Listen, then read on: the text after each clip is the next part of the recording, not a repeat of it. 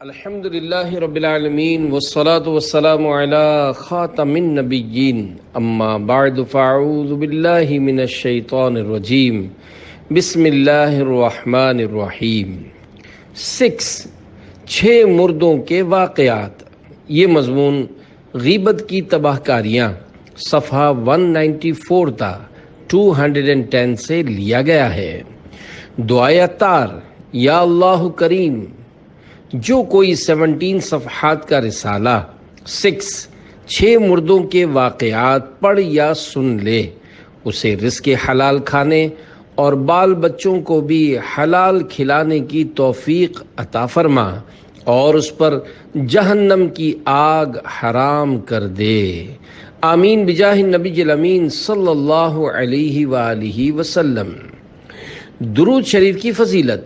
اللہ کریم کے محبوب صلی اللہ علیہ وآلہ وسلم کا ارشاد مشک بار ہے، جس نے مجھ پر 100 مرتبہ درود پاک پڑھا، اللہ کریم اس کی دونوں آنکھوں کے درمیان لکھ دیتا ہے کہ یہ نفاق اور جہنم کی آگ سے آزاد ہے اور اسے بروز قیامت شہداء کے ساتھ رکھے گا۔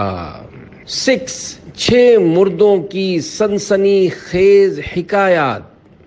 لوگوں کی عبرت کے لیے فوت شدہ مسلمانوں کی برائی بیان کرنے میں بھی شرعاً حرج نہیں ہے۔ محدثین کرام رحمۃ اللہ علیہم نے مسلمانوں کو گناہوں سے ڈرانے کے لیے کتابوں میں مرے ہوئے کافروں کے علاوہ بد مذہبوں اور مسلمانوں کے عذابوں کے بھی تذکرے فرمائے ہیں۔ چنانچہ اس ضمن میں 6 مردوں کی سنسنی خیز حکایات ملاحظہ فرمائیے۔ نمبر 1، آگ کا کرتا۔ حضرت سیدنا ابو رافع رضی اللہ عنہ فرماتے ہیں، میں رسول اللہ صلی اللہ علیہ وآلہ وسلم کے ہمراہ بقیع میں گزرا تو آپ صلی اللہ علیہ وآلہ وسلم نے فرمایا اف اف، تو میں نے گمان کیا کہ شاید آپ صلی اللہ علیہ وآلہ وسلم میرا ارادہ فرماتے ہیں۔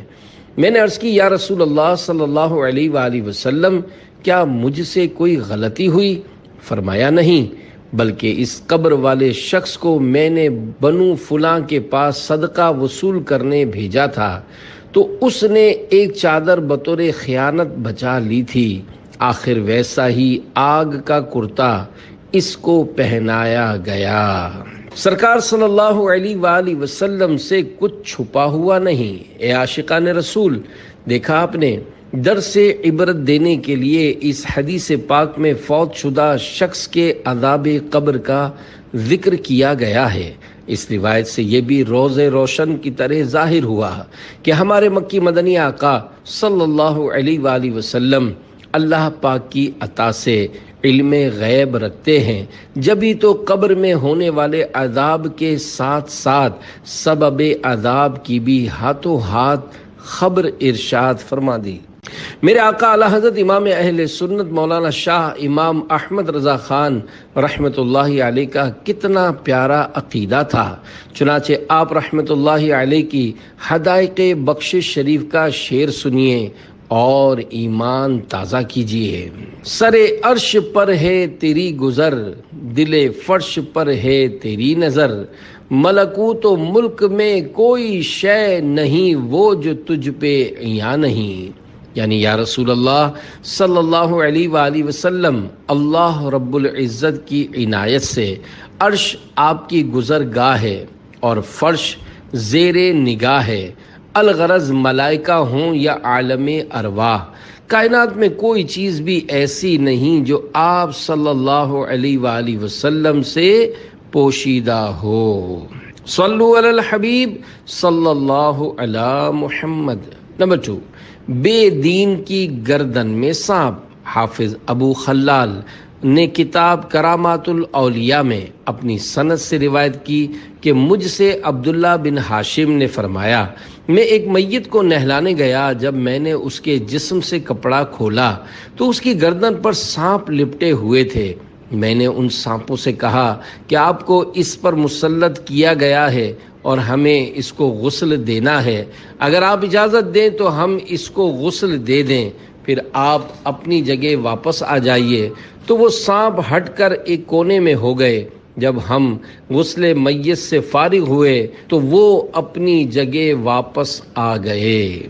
یہ شخص بے دینی یعنی گمراہی میں مشہور تھا۔ نمبر 3، گردن میں سانپ لپٹا ہوا تھا۔ حضرت ابو اسحاق رحمت اللہ علیہ فرماتے ہیں، مجھے ایک میت کو غسل دینے کے لیے بلایا گیا۔ جب میں نے اس کے چہرے سے کپڑا ہٹایا تو اس کی گردن میں سانپ لپٹا ہوا تھا۔ لوگوں نے بتایا کہ یہ صحابہ کرام علیہ رضوان کو گالیاں دیتا تھا۔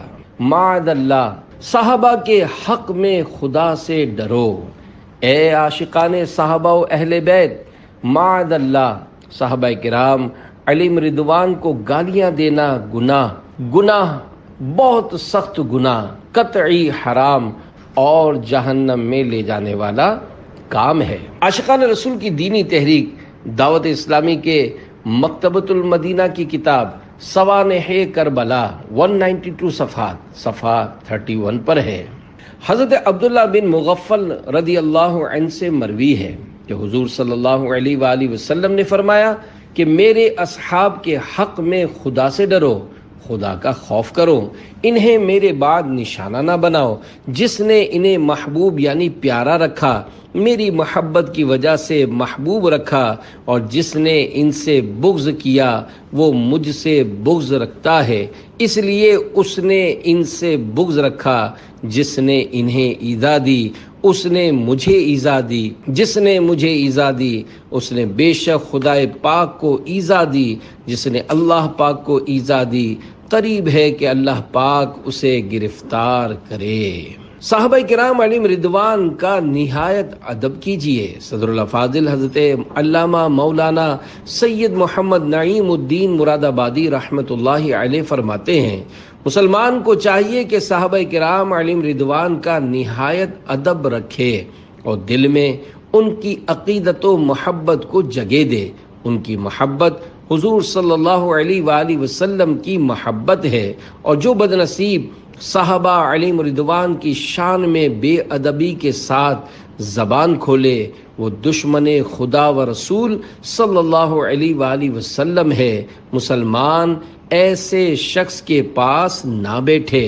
میرے آقا اعلی حضرت رحمت اللہ علیہ فرماتے ہیں، اہل سنت کا ہے بیڑا پار اصحاب حضور، نجم ہیں اور ناؤ ہے عطرت رسول اللہ کی۔ یعنی اہل سنت کا بیڑا پار ہے، کیونکہ صحابہ کرام علیہ رضوان ان کے لیے ستاروں کی مانند، اور اہل بیت اطہار علیہ رضوان کشتی کی طرح ہیں۔ صلو علی الحبیب صلی اللہ علی محمد، توبوا الی اللہ استغفر اللہ، صلو علی الحبیب صلی اللہ علی محمد۔ نمبر 4، قبر میں بھیانک کالا سانپ۔ حضرت عبداللہ ابن عباس رضی اللہ عنہما کی خدمت میں کچھ لوگ حاضر ہوئے اور عرض کی، ہم سفر حج پر نکلے ہوئے ہیں، مقام صفاح پر ہمارے قافلے کا آدمی فوت ہو گیا ہے۔ ہم نے اس کے لیے جب قبر کھودی تو ایک بہت بڑا کالا سانپ بیٹھا نظر آیا جس نے قبر کو بھر رکھا تھا۔ اسے چھوڑ کر دوسری قبر کھودی تو اس میں بھی وہی سانپ نظر آیا۔ آپ رضی اللہ عنہ کی خدمت میں اس گھمبیر مسئلے کے حل کی خاطر حاضر ہوئے ہیں۔ حضرت عبداللہ ابن عباس رضی اللہ عنہما نے فرمایا، یہ اس کی خیانت کی سزا ہے جس کا وہ مرتکب ہوا کرتا تھا۔ اور بیہقی کے الفاظ یہ ہیں، ذاک عملہ الذی کان یعمل، یعنی یہ اس کے عمل کی سزا ہے جو وہ کیا کرتا تھا۔ آپ حضرات اسے ان دونوں میں سے کسی ایک قبر میں دفن کر دیجئے۔ خدا کی قسم اگر اس دنیا کی ساری زمین بھی کھود ڈالیں گے تب بھی ہر جگہ یہی کچھ پائیں گے۔ بالآخر ہم نے اس کو سانپ بھری قبر میں دفنا دیا۔ واپس آ کر ہم نے اس کا سامان اس کے گھر والوں کو دے دیا اور اس کی بیوہ سے اس کے اعمال کے بارے میں سوال کیا تو اس نے بتایا یہ کھانا بیچتا تھا اور اس میں سے اپنے گھر والوں کے لیے کچھ نکال لیتا تھا، پھر کمی پوری کرنے کے لیے اس میں اتنی ہی ملاوٹ کر دیتا تھا۔ دھوکہ بازی جہنم سے ہے۔ اے عاشقان رسول، دیکھا آپ نے، ضرورتاً عبرت کے لیے مردے کی برائی بیان کرنا جائز تھا، جبھی تو حضرت عبداللہ ابن عباس رضی اللہ عنہما نے اس مرے ہوئے حاجی کی برائی بیان فرمائی۔ نیز جواز ہی کے سبب بلند پایا محدثین نے اس حکایت کو اپنی اپنی کتب میں نقل کیا۔ اس حکایت سے ملاوٹ والا مال دھوکے سے بیچنے کی تباہ کاری معلوم ہوئی۔ عاشقان رسول کی مدنی تحریک دعوت اسلامی کے مکتبۃ المدینہ کی کتاب بیانات عطاریہ حصہ اول 480 صفحات کے صفحہ 218 پر ہے۔ اللہ کے پیارے حبیب صلی اللہ علیہ وآلہ وسلم کا فرمان عبرت نشان ہے، جو ہمارے ساتھ دھوکہ بازی کرے وہ ہم میں سے نہیں، اور مکر اور دھوکہ بازی جہنم میں ہیں۔ ایک اور مقام پر سرکار نامدار صلی اللہ علیہ وآلہ وسلم نے فرمایا کہ 3 اشخاص داخل جنت نہ ہوں گے۔ نمبر 1 دھوکہ باز، نمبر 2 بخیل، نمبر 3 احسان جتانے والا۔ ملاوٹ والا مال بیچنے کا جائز طریقہ۔ یہاں وہ لوگ عبرت حاصل کریں جو ملاوٹ والا مال دھوکے سے بیچتے ہیں۔ اگر مرنے کے بعد پکڑ میں آ گئے تو کیا ہوگا؟ اگر مال ملاوٹ والا ہے اور گاہک کو ملاوٹ وغیرہ کی مقدار بتا دی یا ملاوٹ بالکل نمایاں نظر آ رہی ہے تو ایسا مال بیچنا جائز ہے، جبکہ اس میں سے کچھ چھپایا نہ گیا ہو۔ مثلا ملاوٹ کی مقدار بتائی مگر کم بتائی، جیسا کہ 50% ملاوٹ تھی اور 25% کہا، یا جتنی ملاوٹ اوپر سے نظر آ رہی ہو اس سے زیادہ نیچے ملاوٹ کر رکھی ہو اور وہ ظاہر نہ کرے تو ناجائز ہے۔ اسی طرح دھوکہ دینے کے لیے اوپر عمدہ پھل اور نیچے یا بیچ میں گلے سڑے پھل رکھنے والوں اور یوں ہی دوسری چیزوں میں دھوکہ بازی سے کام لینے والوں کو ان گناہوں سے بچنا چاہیے۔ دھوکہ بازی میں نحوست ہے بڑی، یاد رکھ اس کی سزا ہوگی کڑی۔ صلو علی الحبیب صلی اللہ علی محمد، توبو الی اللہ، استغفر اللہ، صلو علی الحبیب صلی اللہ علی محمد۔ نمبر 5 پرندے نے قے کی تو اس میں سے انسان نکل پڑا۔ اسما ابادانی کہتے ہیں، میں کسی جنگل میں گھوم رہا تھا کہ میں نے ایک گرجا دیکھا۔ گرجا میں ایک راہب کی خانقاہ تھی۔ اس کے اندر موجود راہب سے میں نے کہا کہ تم نے اس ویران مقام پر جو سب سے عجیب و غریب چیز دیکھی ہو وہ مجھے بتاؤ۔ تو اس نے بتایا، میں نے ایک روز یہاں شتر مرغ جیسا ایک دیو ہیکل سفید پرندہ دیکھا۔ اس نے اس پتھر پر بیٹھ کر قے کی، اس میں سے ایک انسانی سر نکل پڑا۔ وہ برابر قے کرتا رہا اور انسانی اعضاء نکلتے رہے اور بجلی کسی سرعت یعنی پھرتی کے ساتھ ایک دوسرے سے جڑتے رہے، یہاں تک کہ وہ مکمل آدمی بن گیا۔ اس آدمی نے جو ہی اٹھنے کی کوشش کی، اس دیو ہیکل پرندے نے اس کے ٹھونگ ماری اور اس کو ٹکڑے ٹکڑے کر دیا، پھر نگل گیا۔ کئی روز تک میں یہ خوفناک منظر دیکھتا رہا۔ میرا یقین خدا پاک کی قدرت پر بڑھ گیا کہ واقعی اللہ پاک مار کر جلانے یعنی زندہ کرنے پر قادر ہے۔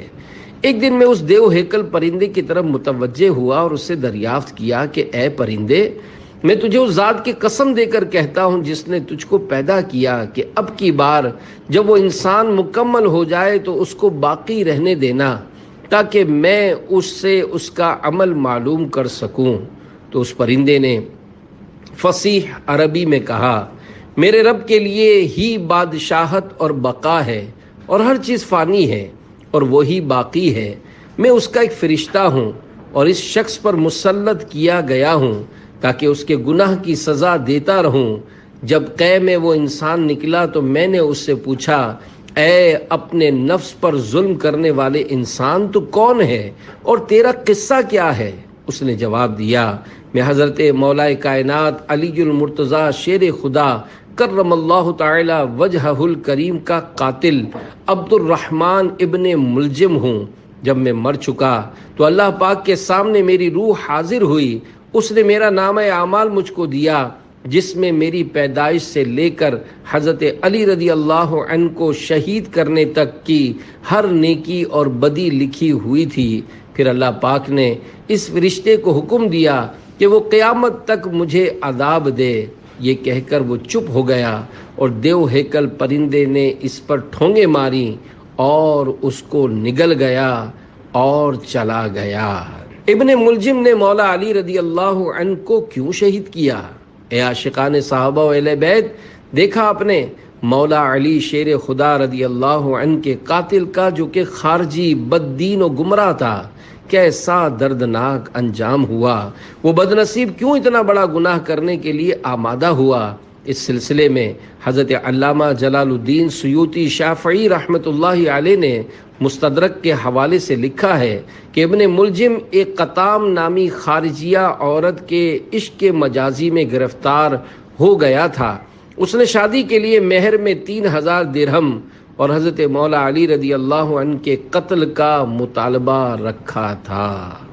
افسوس، عشق مجازی میں ابن ملجم اندھا ہو گیا اور اس نے حضرت مولا کائنات مولا علی شیر خدا رضی اللہ عنہ جیسی عظیم ہستی کو شہید کر دیا۔ اس نابکار کو وہ عورت تو خاک ملنی تھی، ہاتھوں ہاتھ یہ سزا ملی کہ لوگوں نے دیکھتے ہی دیکھتے اسے پکڑ لیا۔ بالآخر اس کے بدن کے ٹکڑے ٹکڑے کر کے ٹوکرے میں ڈال کر آگ لگا دی گئی اور وہ جل کر خاکستر ہو گیا، اور مرنے کے بعد تا قیامت جاری رہنے والے اس کے لرزہ خیز عذاب کا ابھی آپ نے تذکرہ سنا۔ وہ بدبخت نہ ادھر کا رہا نہ ادھر کا رہا۔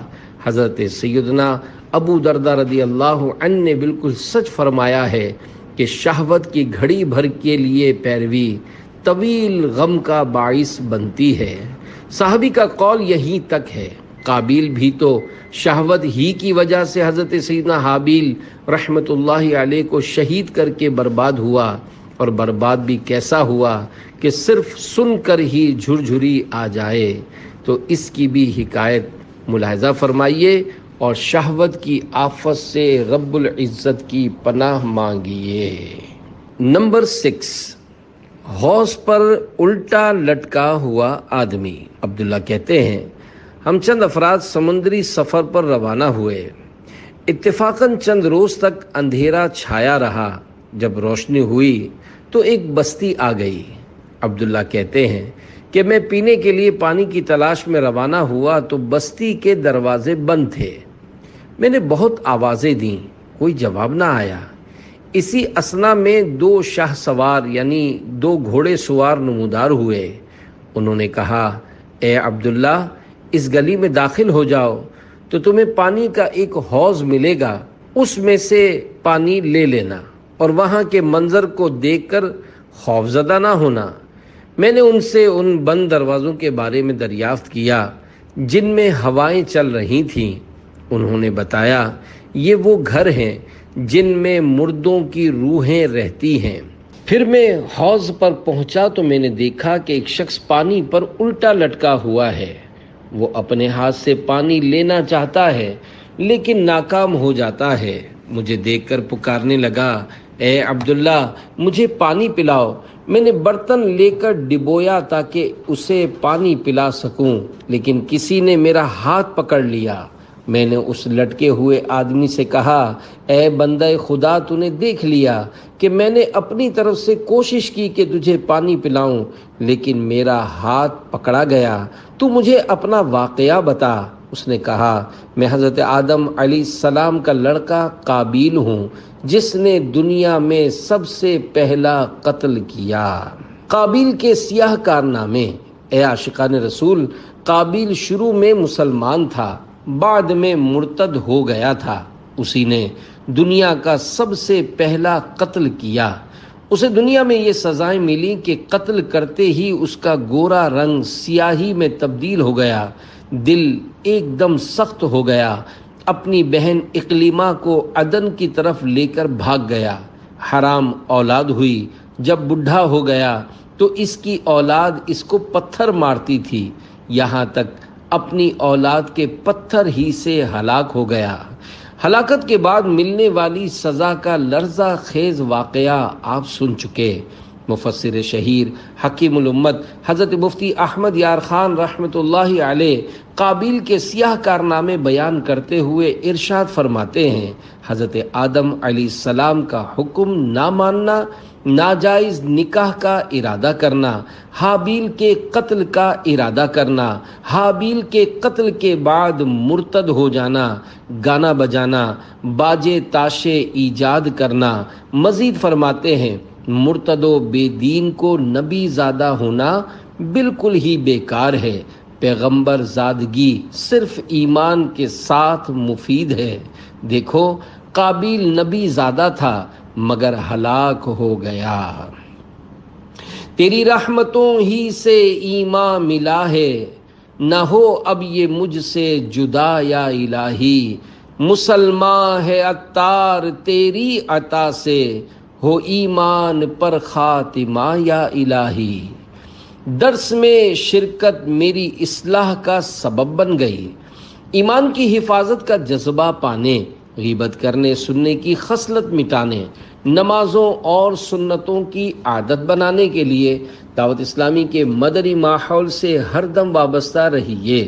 سنتوں کی تربیت کے مدنی قافلوں میں عاشقان رسول کے ساتھ سنتوں بھرا سفر کیجیے، اور کامیاب زندگی گزارنے اور آخرت سنوارنے کے لیے نیک اعمال کے مطابق عمل کر کے روزانہ جائزہ کے ذریعے رسالہ پر کیجیے، اور ہر مدنی ماہ کی پہلی تاریخ اپنے یہاں کے ذمہ دار کو جمع کروانے کا معمول بنا لیجئے۔ فیضان سنت کے درس، انفرادی کوشش، ماہ رمضان مبارک میں عاشقان رسول کے ساتھ اعتکاف کی بھی بڑی برکتیں ہیں۔ آئیے اس ضمن میں ایک مدنی بہار آپ کے گوش گزار کروں۔ بھمبر کشمیر کے ایک اسلامی بھائی فرسٹ ایئر میں پڑھتے تھے۔ کالج کا آزادانہ ماحول تھا۔ فلمیں ڈرامے دیکھنے اور گانے باجے سننے کا شوق جنون یعنی پاگل پن کی حد تک تھا، حتیٰ کہ اس گاڑی میں سفر نہیں کرتے تھے جس میں گانے یا فلم نہ ہوتی۔ ان کی کالونی میں دعوت اسلامی کے ایک اسلامی بھائی تشریف لائے۔ انہوں نے فیضان سنت سے درس دیا اور ایک دعا یاد کروائی۔ اس سے وہ بہت زیادہ متاثر ہوئے۔ اس کے بعد سے درس سے فیضان سنت سننا شروع کر دیا۔ ان کے دینی ماحول سے باقاعدہ وابستگی کی ایک بہت بڑی وجہ ان کے علاقے کے ایک مبلغ کا حسن اخلاق، اعلیٰ کردار، جذبہ حسن عمل اور محبت بھرے انداز میں انفرادی کوشش کرنا ہے۔ الحمدللہ انہوں نے ماہ رمضان مبارک میں عاشقان رسول کے ساتھ 10 دن کے اعتکاف کی بھی سعادت حاصل کی۔ اس کا ان پر بڑا گہرا اثر ہوا اور وہ گناہوں سے تائب ہو گئے۔ کشمیر میں دعوت اسلامی کی ایک مجلس کے نگران بنے اور کشمیر کے ایک ڈویژن کی نگرانی سے بھی مشرف ہوئے۔ پیارے پیارے اسلامی بھائیوں، دیکھا آپ نے، درس فیضان سنت کی برکت سے دینی ماحول کی طرف رغبت ملی۔ اسلامی بھائی کی انفرادی کوشش و شفقت نے مزید تقویت بخشی، اور 100 کروڑ مرحبا مدنی ماحول کے اندر ہونے والے سنت بھرے اعتکاف رمضان نے گناہوں کی گہری کھائی میں گرے ہوئے انسان کو سہارا دے کر نکالا، اور اتنی زبردست عظمت بخشی کہ دعوت اسلامی کے بہت سارے ذمہ داروں کا بھی ذمہ دار بنا دیا۔ کاش تمام اسلامی بھائی اور اسلامی بہنیں بشمول سب کے سب چھوٹے بڑے ذمہ داران روزانہ 2 درس فیضان سنت دینے یا سننے کی ترکیب فرما لیا کریں۔ قبر کی روشنی، عاشقان رسول کی مدنی تحریک دعوت اسلامی کے مکتبۃ المدینہ کی کتاب فیضان سنت 1548 صفحہ 195 تا 196 پر ہے۔ درس و بیان کے ثواب کا بھی کیا کہنا۔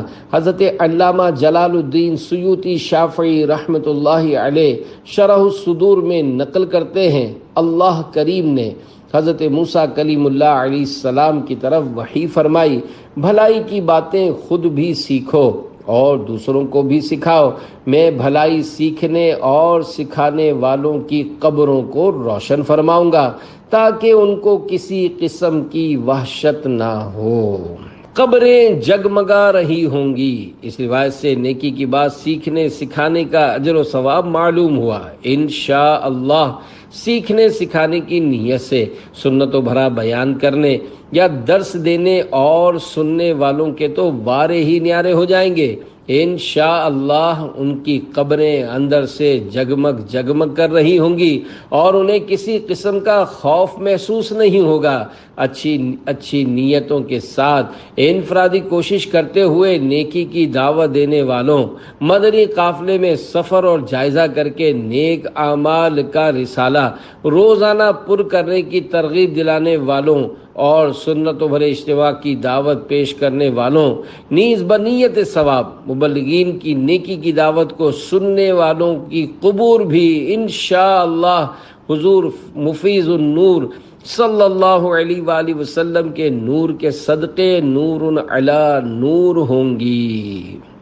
قبر میں لہرائیں گے تا حشر چشمے نور کے، جلوہ فرما ہوگی جب طلعت رسول اللہ کی۔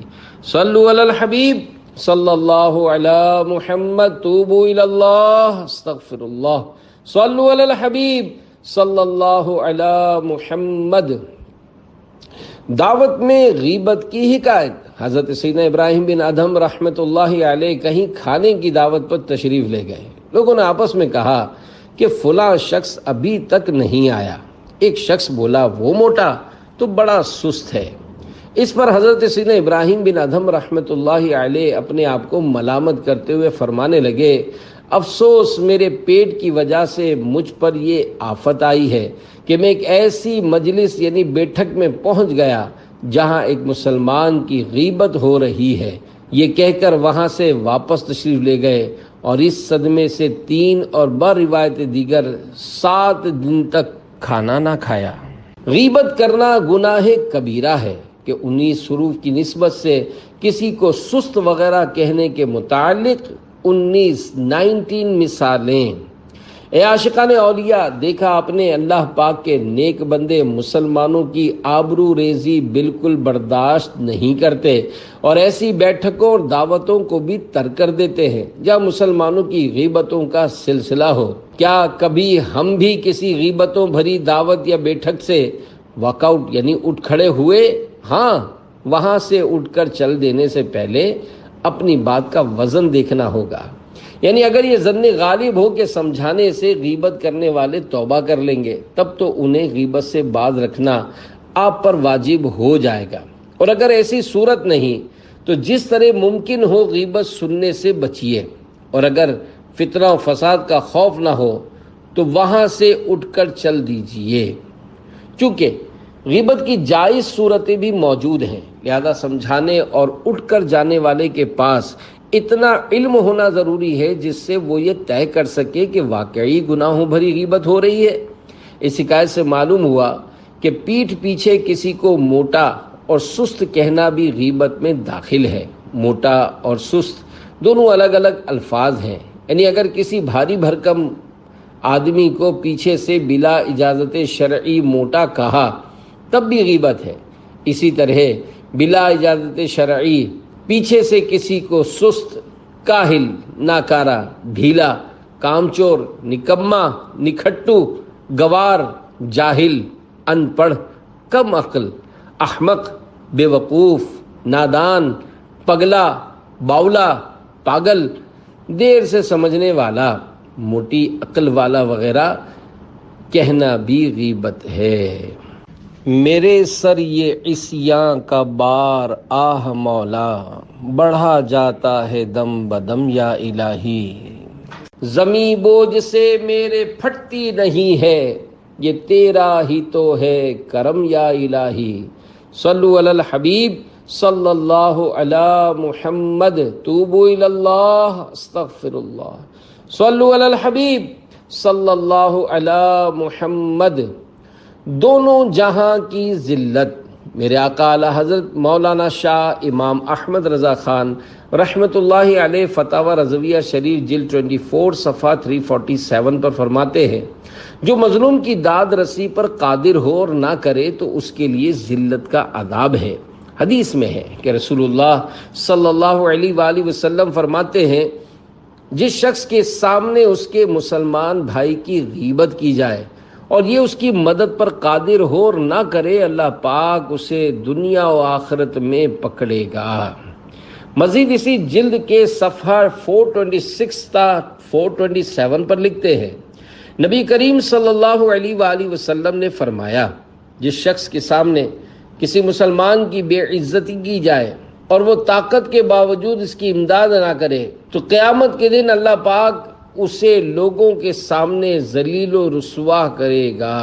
اعلیٰ حضرت رحمت اللہ علیہ یہ حدیث پاک لکھنے کے بعد تحریر فرماتے ہیں، اندازہ کیا جا سکتا ہے کہ مسلمان کی غیبت وغیرہ کے ذریعے بے عزتی کو دیکھ کر خاموش رہنا ایسے یعنی قیامت کی رسوائی کے عذاب کا باعث ہے، تو خود اسے یعنی کسی مسلمان کو غیبت وغیرہ کے ذریعے ذلیل کرنے کے درپے ہونا اور جس منصب اور مرتبے کی وجہ سے اسے مسلمانوں کے نزدیک عزت حاصل ہو، اس میں غیبتوں، الزام تراشیوں اور بدگمانیوں وغیرہ کے ذریعے رخنہ اندازی یعنی خلل ڈالنے کی کوشش کرنا کس قدر عذاب اور اللہ پاک کے غضب کا سبب ہوگا۔ اللہ کی دی ہوئی عزت کون چھین سکتا ہے؟ اے عاشقان اعلیٰ حضرت، بیان کردہ روایات اور اعلیٰ حضرت رحمت اللہ علیہ کے فرمودات یعنی ارشادات سے وہ حضرات عبرت حاصل کریں جو بلا اجازت شرعی کسی سنی عالم، پیشوا، سربراہ، کسی تنظیمی ذمہ دار یا کسی بھی عام مسلمان کے پیچھے پڑ جاتے ہیں، اس کو ہدف تنقید بناتے ہوئے اس کی عزت اچھالنے لگتے ہیں۔ یوں غیبتوں، چغلیوں، تہمتوں، بدگمانیوں، عیب دریوں، دل آزاریوں اور نہ جانے کن کن گناہوں کے مرتکب ہوتے ہیں۔ جس کو اللہ پاک نے معزز کیا ہو اس کی عزت کون چھین سکتا ہے؟ سنو سنو، جو بدنصیب بلا وجہ شرعی کسی مسلمان کی مخالفت کرتے، ان کو بدنام کرتے پھرتے ہیں، ایسوں کے بارے میں قرآن کریم کیا فرماتا ہے؟ چنانچہ پارہ 18 سورۃ النور آیت نمبر 19 میں اللہ پاک کا فرمان عبرت نشان ہے، ان الذين يحبون ان تشيع الفاحشة في الذين آمنوا لهم عذاب أليم في الدنيا والآخرة۔ ترجمہ کنز ایمان، وہ لوگ جو چاہتے ہیں کہ مسلمانوں میں برا چرچا پھیلے، ان کے لیے دردناک عذاب ہے دنیا اور آخرت میں۔ مجھے غیبتوں سے تو محفوظ فرما، پے سرور دو جہاں یا الہی، جو شاہ مدینہ کی نعتیں سنائے، عطا کر دے ایسی زباں یا الہی۔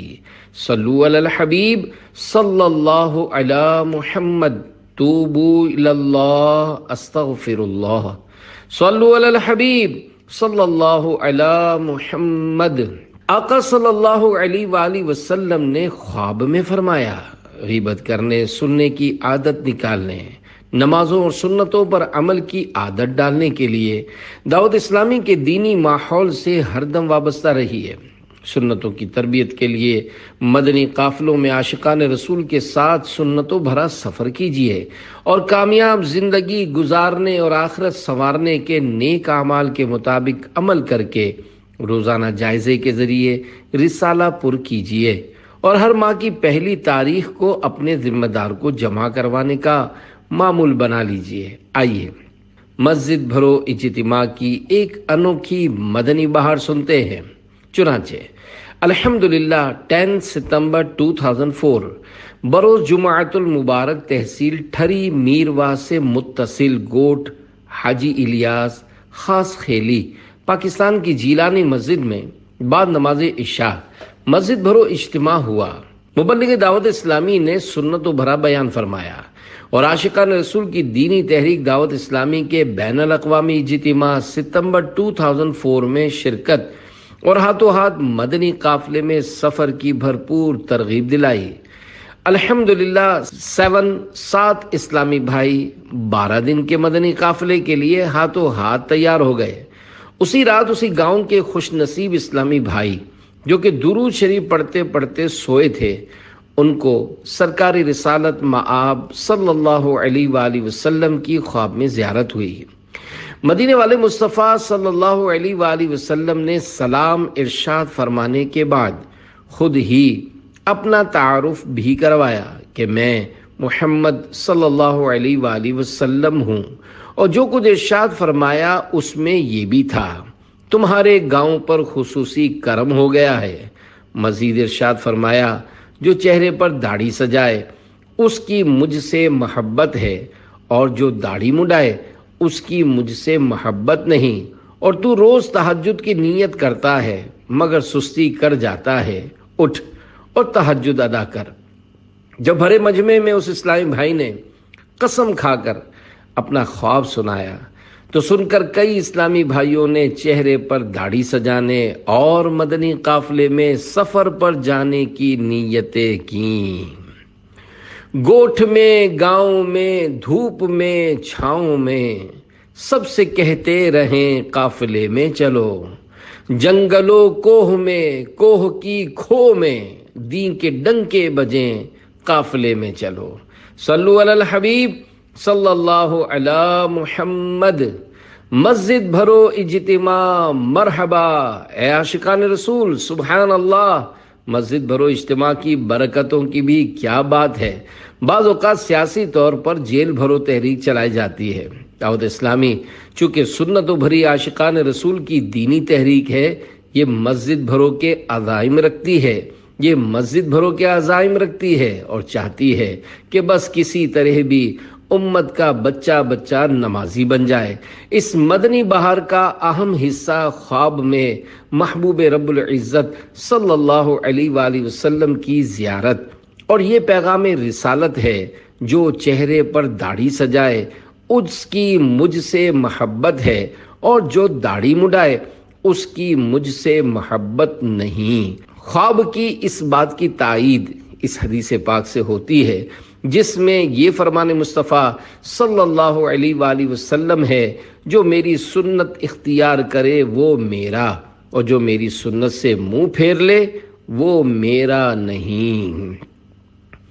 داڑھی کے متعلق ایک عبرت ناک خواب میں سگے مدینہ عفیہ عن دعوت اسلامی کے مدنی قافلے کے ہمراہ مختلف شہروں کا سفر کرتا ہوا ہند کے صوبہ گجرات کے ایک ساحلی شہر ویراول حاضر ہوا۔ وہاں ایک کلین شیو نوجوان سے ملاقات ہوئی جس نے مجھ سے کچھ اس طرح خواب بیان کیا۔ میں نے دیکھا سرکار مدینہ صلی اللہ علیہ وآلہ وسلم کسی کے زانوں پر سر انور رکھ کر لیٹے ہوئے ہیں۔ قریب ہی دعوت اسلامی کا ایک مبلغ حاضر ہے۔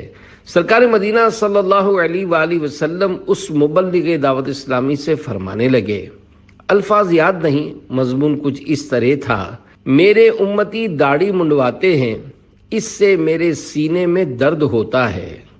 یہ سن کر اس مبلغ نے مجھ کلین شیو کے چہرے پر اپنے دونوں ہاتھ پھیر دیے اور میری آنکھ کھل گئی۔ غالباً وہ خواب تازہ ترین تھا۔ اس نوجوان نے میرے سامنے داڑھی بڑھانے کے عزم کا اظہار کیا۔ آقا صلی اللہ علیہ وآلہ وسلم کی محبت کی نشانی سجا لیجئے۔ پیارے پیارے اسلامی بھائیوں، جس نے ابھی تک داڑھی نہیں رکھی اس کو چاہیے کہ اپنے پیارے پیارے مدنی محبوب صلی اللہ علیہ وآلہ وسلم کی محبت کی نشانی داڑھی شریف اپنے چہرے پر سجا لے۔ اب تک مڈائی یا ٹھوڑی کے نیچے ایک مٹھی سے گھٹائی، اس سے توبہ بھی کر لے۔ شیطان لاکھ روکے۔ داڑھی کے متعلق دعوت اسلامی کے اشاعتی ادارے مکتبۃ المدینہ کا دل ہلا دینے والا رسالہ کالے بچھو صفحات 25 کا مطالعہ کیجیے۔ نیز مکتبۃ المدینہ کی جاری کردہ کالے بچھو صفحات 25 نامی آڈیو کیسٹ سنیے یا VCD دیکھیے۔ سرکار کا عاشق بھی کیا داڑھی منڈاتا ہے؟ کیوں عشق کا چہرے سے اظہار نہیں ہوتا۔ صلو علی الحبیب صلی اللہ علی محمد، توبو الی اللہ استغفر اللہ، صلو علی الحبیب صلی اللہ علی محمد۔ مکر اور دھوکہ بازی۔ مسلمانوں کے پہلے خلیفہ حضرت ابو بکر صدیق رضی اللہ عنہ سے روایت ہے کہ رسول اللہ صلی اللہ علیہ وآلہ وسلم نے فرمایا، جو کسی مومن کو ضرر یعنی نقصان پہنچائے یا اس کے ساتھ مکر اور دھوکہ بازی کرے وہ ملعون ہے۔ الحمدللہ۔